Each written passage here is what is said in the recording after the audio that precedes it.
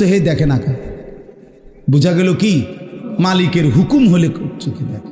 এই ঠিক এরকম আল্লাহ বুঝাইতে চাইছেন, বান্দা তুমি তো মনে করছো জিব্বা দিয়ে শুধু কথা বলে, আরে না বেউকুফ, আমার হুকুমে কথা বলে। তো আমি হুকুম করিলে যদি গোশতের এই টুকরাটা কথা বলতে পারে, তো এই টুকরা বলতে পারবে না? বুঝেন নাই? আমি হুকুম করিলে জমিন কথা বলতে পারবে না কেন? আল্লাহর হুকুমে কথা বলতে পারে। নবীজি সাল্লাল্লাহু আলাইহি সাল্লাম আল্লাহর হুকুমে নবীজির সামনে একবার এক গ্রাম্য লোক একটা মরা গুইসাপ কি আপনারা কি কোন মানে ছোটখাটো জঙ্গলের থেকে যে বাইর হয়, যে লম্বা হিঙ্গুল, হ্যাঁ এইটা মরা, ওই বেটা ইন্না নবীজির সামনে রাখছে, রাইখা বলতেছে, মোহাম্মদ এই মরা গুইসাপ এটা যদি সাক্ষী দেয় তুমি আল্লাহর নবী, আমি ঈমান আনবো। আল্লাহর নবী সাল্লাল্লাহু আলাইহি সাল্লাম ডাক দিছেন, আইয়ুহা দব্বুন শব্দের অর্থ গুইসাপ, হে গুইসাপ। সাথে সাথে ওইটা বলে উঠছে, আল্লাহর কুদরতে তার জবান খুলে গেছে, অথচ মরা।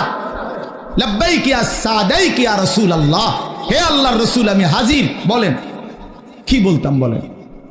নবীজি বললেন, মান খালাকাক, কে তোমারে সৃষ্টি করেছে?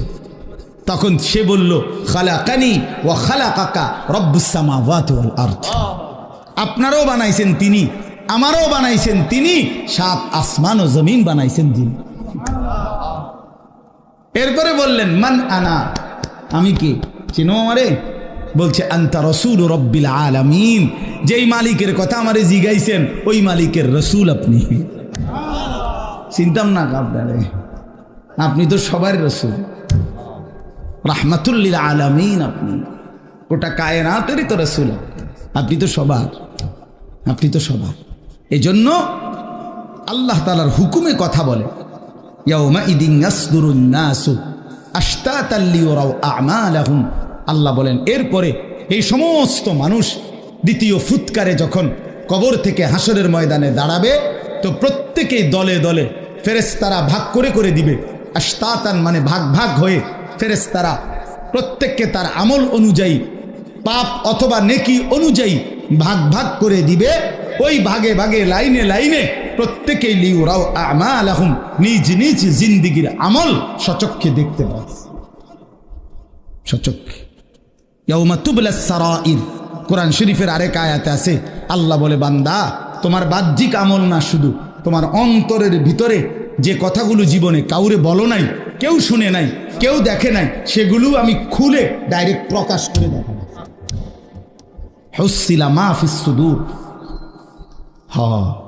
ভালো মন্দ কত কথা আমরা কল্পনা করি না, এগুলো। এই শেষ কথা হলো আল্লাহ তাআলা বলেন, ফামান ইয়ামাল মিসকালা যাররাতিন খায়রান ইয়ারাহ ওয়া মান ইয়ামাল মিসকালা যাররাতিন শাররান ইয়ারাহ। শোনো বান্দা, ইমানদার হও আর কাফের হও, অনুগত হও আর অবাধ্য হও, আমার প্রতিটা বান্দা তোমরা আজকে হাসরের ময়দানে তোমাদের দুনিয়ার জীবনের এক জাররা অনুপরিমাণ ভালো কাজ তাও দেখতে পাবা, অনুপরিমাণ মন্দ কাজ তাও আজকে দেখতে পাবা। নেক কাজের পুরস্কারও পেয়ে যাবা, নাফরমানি যত সামান্যই হোক এটার শাস্তিও মিলে যাবে। আজ ফিডাও দেখবা, পুরস্কারও দেখবে। পুরস্কার আজ ছাড় দেওয়া এক জাররা, আরবিতে জাররা বলে, আপনার তাফসিরে আছে লা ওয়াজনা লাহু, যেটার কোনো ওজনে হয় না, এত সামান্য, মানে কোনো পাল্লি বাটখারা দিলে কি আসবে না, 100 গ্রামও না, 1 গ্রামও না, আধা গ্রামও না, কোনো ওজন নাই। লা জিনাতা লাহা, এটার কোনো ওজন হয় না, এত সামান্য। হযরত আব্দুল্লাহ ইবনে আব্বাস বলছে, জাররা মানে কি? বলছে তুমি যদি মাটির মধ্যে আপনি হাত রাখো, আবার মাটি উঠাইলে, হাত উঠাইলে যদি কিছু সামান্য বালু লাগে, যেটা ঝরে যায়, এই সামান্য বালু যেগুলো, এগুলো হলো জাররা, এত সামান্য। আমার ওস্তাদ বলছিলেন যে কেউ যখন লুঙ্গি চিপে রৌদ্র দেওয়ার জন্য, দেখবেন মানুষ লুঙ্গি ভালো করে কাপড় চিপা, লুঙ্গি কাপড় যেটাই হোক, রৌদ্র দেওয়ার আগে আবার একটা জারা মারে, এমনি একটা জারা মারে না, এরপরে না দেয়। এই জারা মারিলে পিচ্ছি পিচ্ছি সামান্য পানির যে ফোঁটাগুলো ছিটকাইয়া পড়ে, এগুলো জাররা। এগুলো ওজন করলে আধা কেজি হইব নাকি, সামান্য, মানে এক কথা এটা বুঝায় আর কি, মূলত আসলেই কোনো কি নাই, ওজনে নাই, একেবারেই সামান্য। যেটা আমি ভাবিও নাই সেটাও আমার আমল নামায় লেখা হয়েছে। লা ইউগাদিরু সাগীরাতান ওয়ালা কাবীরা ইল্লা আহসাহা। অতএব তাফসীরের মধ্যে আছে এই আয়াতটা কোরআনুল কারীমের নবীজি বলছে আল আয়াতুল জামিআ, কোরআনের সবচেয়ে পরিপূর্ণ অর্থবোধক একটি কথা এইটা, যে সামান্য অনুপরিমাণ ভালো কাজও তুমি আখিরাতে দেখতে পাবা, সামান্য অনুপরিমাণ মন্দ কাজও তুমি আখিরাতে দেখতে পাবা। তাফসীরের মধ্যে আছে রাসূলুল্লাহ সাল্লাল্লাহু আলাইহি সাল্লামের জামানায় বহু লোক এই কথাইটা শুই নাই, এই আয়াতের এদ্দুর শুই না কালেমা পড়ে মুসলমান হয়েছে। হ্যাঁ, এক ব্যক্তি ফারাজদাকের আত্মীয়, সে নবীজির দরবারে এসে বলছে, মুহাম্মদ তুমি আমার একটা কিছু শোনাও, তোমার আল্লাহর পক্ষ থেকে নাজিলকৃত। নবীজি এই আয়াতটা পড়ে শুনাইছেন। তো ওই ব্যক্তি বলল, হাসবি, আমার জন্য এটাই যথেষ্ট, আমি একথার উপরেই কালেমা পড়লাম। এই শেষ কথা। অতএব আজকে ভাই আমার এই কথার দ্বারা আমি কি বুঝাইতে চাইলাম, এই ছোট্ট সূরার দ্বারা অর্থ হলো আল্লাহকে ফাঁকি দেওয়ার সুযোগ নাই। সুযোগ আছে ভাই। আমাদের জিন্দিগি আমার থেকে আপনি লুকাইলেন, আপনার থেকে আমি লুকাইলাম, আপনারটা আমি জানি না, স্বামীরটা স্ত্রী জানে না, স্ত্রীরটা স্বামী জানে না, ভাইয়েরটা বোন জানে না, বোনেরটা ভাই জানে না, নেতারটা কর্মী জানে না, কর্মীরটা নেতা জানে না। সব হইতে পারে দুনিয়ায়, কিন্তু আল্লাহর থেকে আড়াল করা কোনো সুযোগ নাই। অতএব আল্লাহর কাছে আমাদেরকে ফিরতেই হবে, যেতেই হবে। আর তখন আল্লাহ তাআলা বিন্দু বিন্দু হিসাব আমাদেরকে শোনাবেন, দেখাবেন। অতএব দয়া করে, যেহেতু মরতেই হবে, আখেরাতে যেতেই হবে, আমাদেরকে কবরে যেতেই হবে, যত তালাকি হন, পক্ষে থাকেন বিপক্ষে থাকেন, বন্ধু থাকেন শত্রু হন, যাই হন, মৃত্যু নিশ্চিত।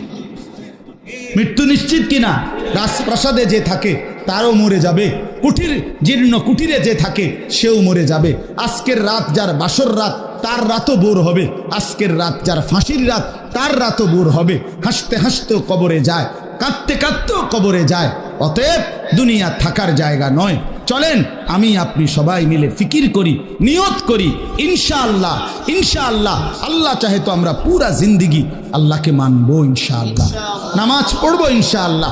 আজকের থেকে পরিবর্তন হোক, পরিবর্তন আজকের এশার নামাজ থেকে হোক। কি বলে? আজকের এশার নামাজ ইনশাআল্লাহ শুরু করো যুবক, আজকের থেকে তুমি পড়ো, এখন থেকেই এশার নামাজ। কোন রকম এখন বিরতি দিলে তুমি বাটপারি সিটারি কইরা তুমি যদি এদিক সেদিক যাওগা, কেউ বিড়ি ধরাইতে গেলেন, কেউ আপনার মোবাইল টিপতে গেলেন, তাহলে আপনি যে 3 নম্বর মানুষ, 2 নম্বর মানুষ, এটা বুঝার আর কোনো বাকি নাই। কথা বুঝছেন? এই জন্য কষ্ট করে হলো প্রত্যেকে ইনশাআল্লাহ এখানে আমরা দাঁড়িয়ে বসে যতজন, আমরা সবাই মুসলমান না? তাহলে আমাদের সবার উপরে নামাজ ফরজ, ঠিক কিনা বলেন? অতএব ইনশাআল্লাহ পরিবর্তন হোক। 2024 সালের কত তারিখ? 15ই নভেম্বর এশার নামাজ ইনশাআল্লাহ আল্লাহ আমাদেরকে কবুল করেন, তৌফিক দান করেন। এই মাহফিলকে আল্লাহ তাআলা বরকত দান। কেউ 1 ইঞ্চি আগানোর দ্বারাও যদি একজন লোক বসতে পারে, তাহলে নিশ্চিত আপনি ওই ব্যক্তির বসার পুরা সওয়াবটা পাবেন। এজন্য মেহেরবানি করে আপনাদের পক্ষে যেটুকু সম্ভব হয় একটু নড়ে চড়ে বসেন, যাতে আরো কিছু ভাই বসতে পারে। কথা বললেন না? কথা বলেন, কথা বললেন, নড়ার দরকার নেই, কথা বললেন না। 2 নাম্বার হলো, পিছনে যেহেতু জায়গা আছে, আপনারাও যতটুকু সম্ভব পিছনে আরো ভাই বসেন। যদি কোনোভাবেই বসা না যায় তো দয়া করে আল্লাহর ওয়াস্তে শতভাগ চুপ থাকেন। দেখেন, আমার একটা অনুরোধ, কোরআনুল কারীমের মধ্যে আছে আল্লাহ তাআলা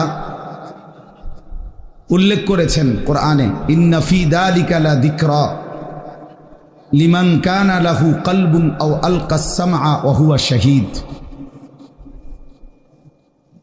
আল্লাহ তাআলা বলেন, নিশ্চয়ই 3টি জিনিস যে একসাথে করে, 1 নম্বর হলো দিল, 2 নম্বর হলো কান, 3 নম্বর হলো চোখ। যে তার দিল, কান, চোখ এই 3টি একসাথে খোলা রাখে, মানে চোখ মানে সে নিজে উপস্থিত, উপস্থিত না থাকলে চোখ খুলবে কিভাবে, মানে দেখবে কেমন? তো যে তার দিল খোলা রাখে, কান খোলা রাখে, চোখ খোলা রাখে, মানে সচক্ষে উপস্থিত আছে,